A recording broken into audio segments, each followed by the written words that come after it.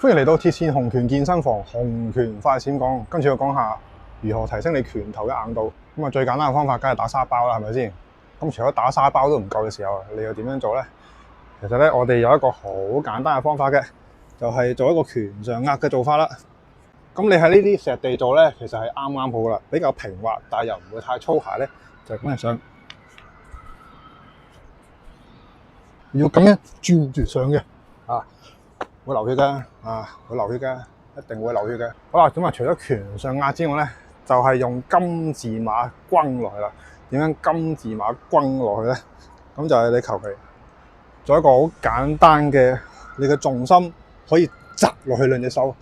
而家個馬步先，通常咁樣金字馬最好啦。咁咧就係咁樣咁樣轟，全部都係自殘自己嘅行為。你又覺得係咪好似古老嘅空手道咁樣咧？其實我哋呢啲方法係超越咗古老空手道嘅做法嚟嘅。根本我哋打呢啲嘢咧，目標就要令到我哋嘅拳頭嘅表面去生翻一個好厚嘅枕。之餘，最重要咧就要練好你手腕嘅穩定性，練好你手腕嘅穩定性。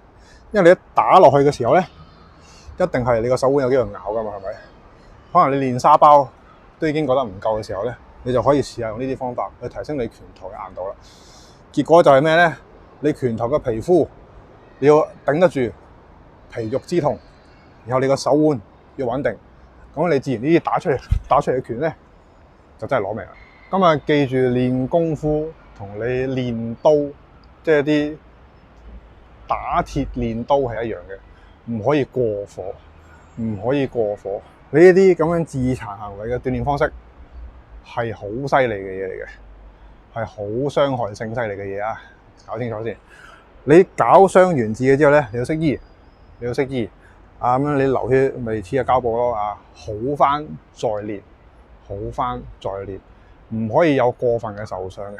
你過分嘅受傷，你就會將你嘅休息期拉得越嚟越長。咁你咧嗰個訓練嗰個效果咧就好細，亦都好慢嘅。所以咧，你係周期性，啱啱我覺得夠皮就可以停啦，夠皮就可以停啦。因為始終人係血肉之軀，人只係血肉之軀，你唔可能練到可以打死隻熊嘅徒手啊！講緊你唔可能練到可以徒手一錘就打死隻熊嘅，呢樣嘢係唔可能發生嘅。如果真係發生咗，咁啊呂布就唔需要揸方天戟啦，係咪先？所以你練功嘅時候，特別你要練呢啲咁決定性，你好決定我自己要將拳頭呢一樣嘢發揮到極致嘅時候，你要更加小心咁樣去練。